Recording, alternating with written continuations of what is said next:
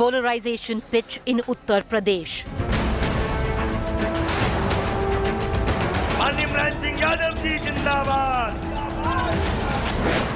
Yogi's comment stirs a storm. मिलना है ration. क्या ये राशन 2017 के पहले भी मिलता था? क्योंकि तब तो अब्बा जान कहने वाले राशन हजम कर जाते थे। Opposition slams Yogi, calls him divisive. Abba Jan used as communal slur. अब्बा जान कहने वाले राशन हजम कर जाते थे। Comments set tone for Uttar Pradesh state polls. Top focus on To The Point this evening. Here with To The Point, I'm Preeti Chaudhary. So Yogi Adityanath used the word Abba Jan as a political statement. The opposition called it highly divisive. The opposition called it a communal slur. Many who read it termed it communal and polarizing. On the other hand, most political analysts look at it as setting the tone for the big, massive UP elections 2022. अब्बा जान कहने वाले ration हजम कर जाते थे। The daggers are drawn and political temperatures soaring. Uttar Pradesh set for a fierce political contest. Chief Minister Yogi Adityanath gunning for the opposition, hurling a fresh Abba Jan jibe at previous governments in the state, accusing them of looting rations meant for the poor and doing appeasement politics. Ration मिलना होगा ना आप लोगों को? Ration मिलना है ration. क्या ये राशन 2017 के पहले भी मिलता था? क्योंकि तब तो अब्बा जान कहने वाले राशन हजम कर जाते थे। The unsparing assault triggering a sharp response from the opposition. The Samajwadi Party and former Jammu and Kashmir Chief Minister Omar Abdullah accused Yogi of blatant communalism and an anti-Muslim agenda. But the BJP has jumped to Yogi's defense.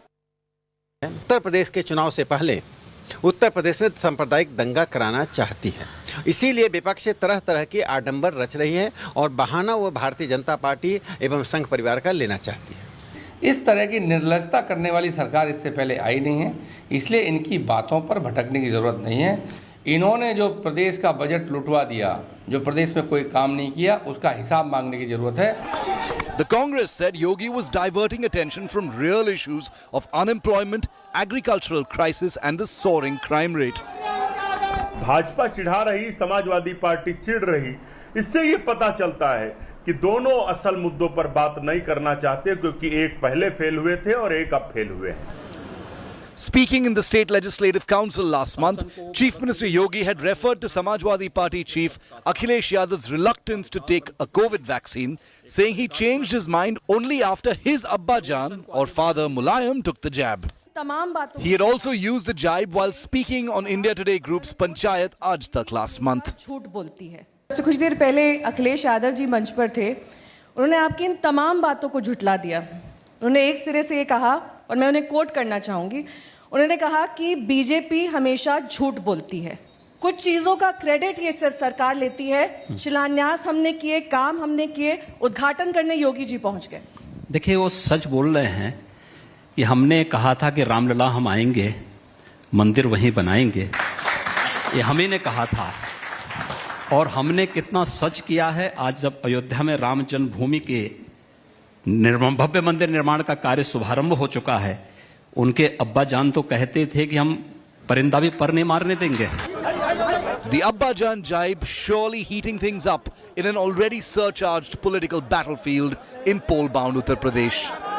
With Jitendra Bahadur in Delhi, Bureau Report, India Today. So what should it be read right? Should it be read that the Chief Minister was making a communal slur, setting the tone for the big election 5 months from now in Uttar Pradesh? Or was it just part of political campaigning and he was trying to highlight appeasement politics played out what he said by the Samajwadi Party? Cutting across to our guests, I have Charu Pragya, spokesperson Bharatiya Janata Party, and I have Ghanshyam Tiwari, spokesperson, Samajwadi Party. In a short while, we'll also be joined by another panelist. But Ms. Pragya, I'd like to begin with you. I want to ask you, Abba Jan, who was the Chief Minister of Uttar Pradesh referring to? This was basically a pointed finger towards the nexus of appeasement politics that has existed in Uttar Pradesh before Yogi ji took over. And that's the honest truth. The honest truth is that SP government, Samajwadi government, has been a government of appeasement, has been a government of divisive politics, has been a government which has looked at the people of Uttar Pradesh only as a vote bank and nothing else.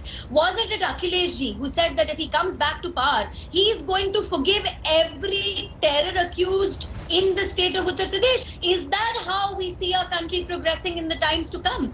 Ours is a government today which does not distinguish between people of any religion. Ours is a government which does not believe in any kind of appeasement. Uttar Pradesh is the largest state in our country. In spite of that, they're the fastest vaccinating state in our country. More than 8.5 crore have already been vaccinated in Uttar Pradesh. Apart from that, whether it is opening of higher education institutions, linking cities by expressways, ensuring there are sufficient jobs to go around, good amount of investments come in, and getting rid of the Gunda Raj of SP has been some of the achievements of Yogi government.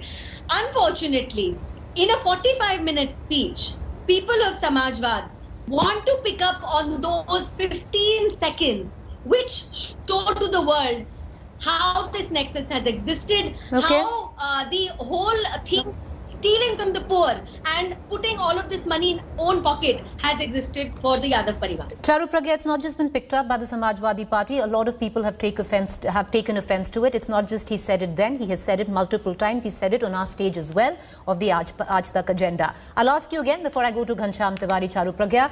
Who did he mean when he was talking about Abba Jan? And when you talk about, let's say Akhilesh Yadav had said he's going to free terrorists. When you talk about appeasement, can we assume that all terrorists are Muslims? And can you give me a list of all the terrorists that who have been on your record in the times to come?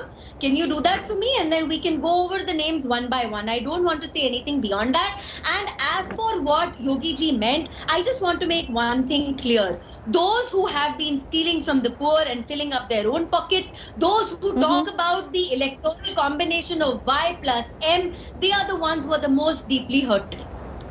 All right. So one thing we have established right at the beginning, that Abba Jan meant Muslims, right? We've established that. Abba Jan meant people who have been stealing from the poor of the state, Preeti, and I'm sure that is clear to everyone who heard it. See, what Yogi Abba Jan is usually okay, I want to bring in Ghanshyam Tiwari and let's ask him that question. Ghanshyam Tiwari, as Charu Pragya stated very clearly, that this wasn't to do with any communal slur being used. This was made in context of your very own party, which has followed the diktat of appeasement politics to a particular minority community. Well, good evening, Preeti, to you and your viewers.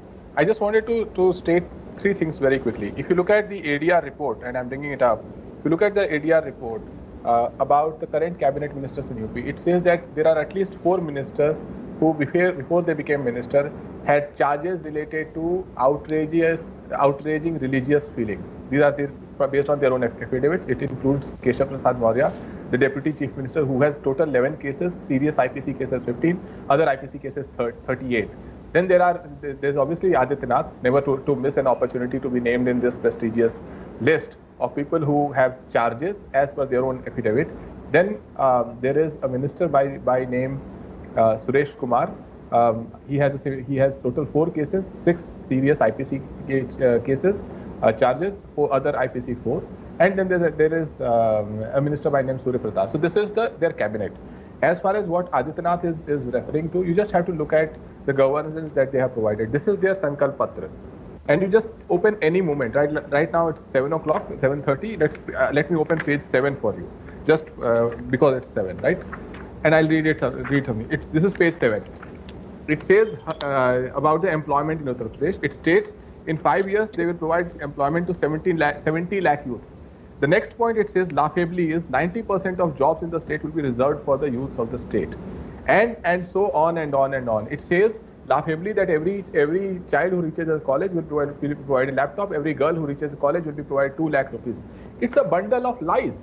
They have nothing to show from this. So as a result, they have to resort to what is Adityanath's core strength. He did not rise in politics preaching peace and harmony. He rose in politics on the charges that are there in his name or Keshav Prasad Maurya's name. As a result, he is doing the same. I can respond in the same commentary that the Chief Minister understands. And my response is, जिसने अपने अब्बा जान को बदला, उनके दिए नाम को बदला, आज अखबार में झूठे प्रचार से अपने किए काम को बदला, खोखले भाषण हर पहर बेचता है, राशन की बात कहकर सांप्रदायिक जहर बेचता है.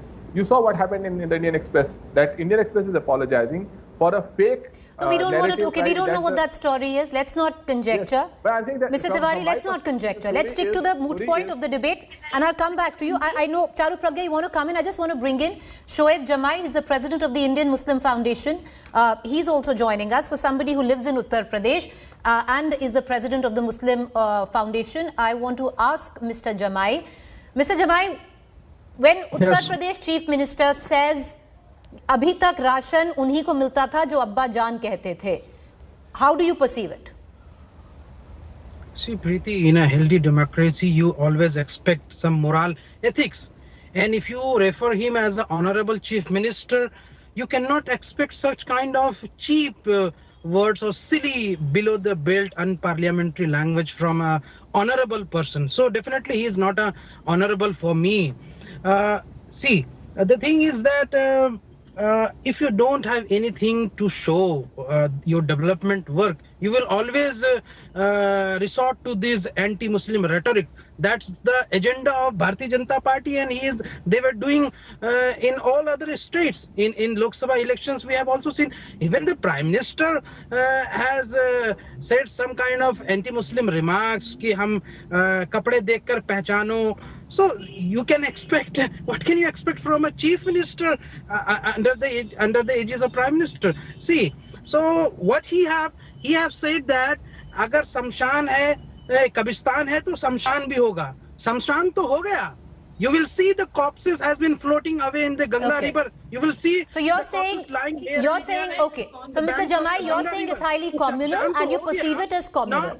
I want to go back to Charu Pragya. Charu Pragya, what happens then to Sabka Saath, Sabka Vikas, which has been the adage that the BJP government has come to power on? Sabka Saath, Sabka Vikas. When you use the term Abba Jaan, don't you automatically alienate one community? But, Preeti, I'd like to remind you and point out to the viewers that Ghanshyamji never reverted on the issue of all terror accused being forgiven by Akhileshji if they come to power, and I think for that very reason they should not come to power. Maybe he lives in a world which is untouched by terror. Ms. Pragya, I'll ask him that question, I promise you, right after this. I'll ask you that question right after this. I want to ask you what happens.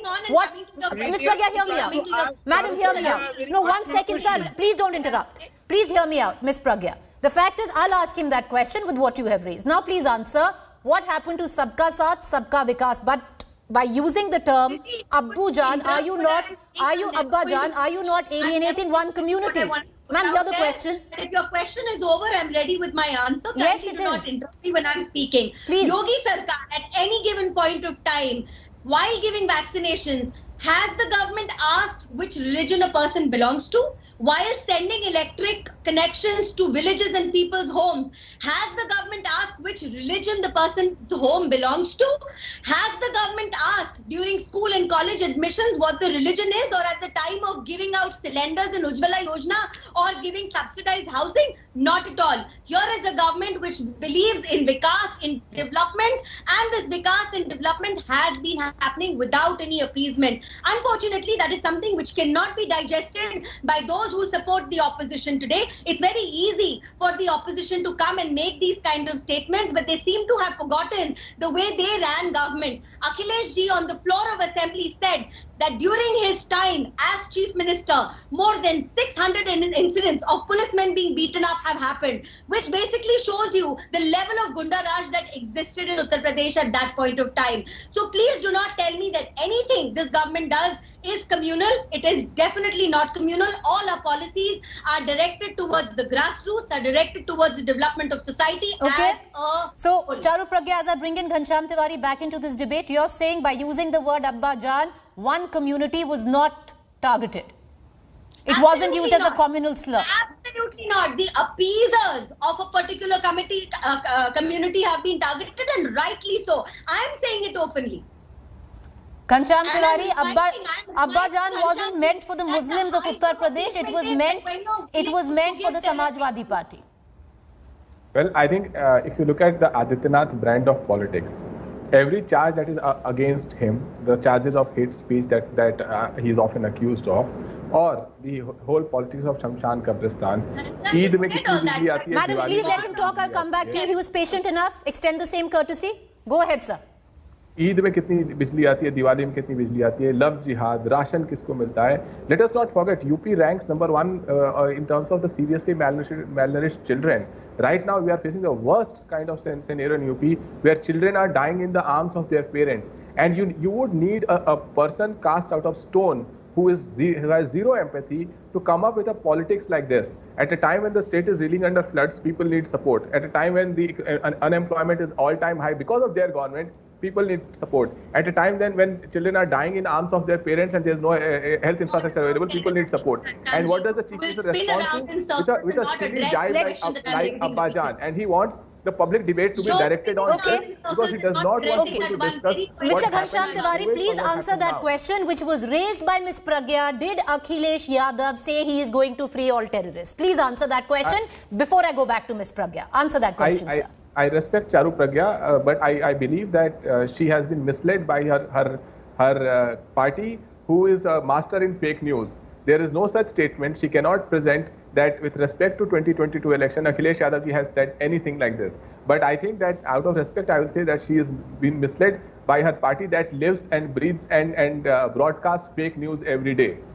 Okay, I want to go back to Charu Pragya. And Charu Pragya, the question I'm asking you is, the fact that the opposition is making, that the government of Uttar Pradesh doesn't have really anything to talk about on issues. They are harking back to the age-old crucible of UP politics, which is communal. And if you go by sheer data, and I'm looking at some, starting from 2014 to 2019, in terms of percentage of votes, the Hindu vote has only but risen. And this is not the first time a statement like this was made. The Shamshan Kabristan parallels have been drawn before. So, Preeti, for these elections especially, I'd like to remind everyone that this communalism was started by parties other than Bharatiya Janata Party. You remember the incident that happened in Ghaziabad, which was the party which tried to paint it with the communal color when the truth was something else entirely.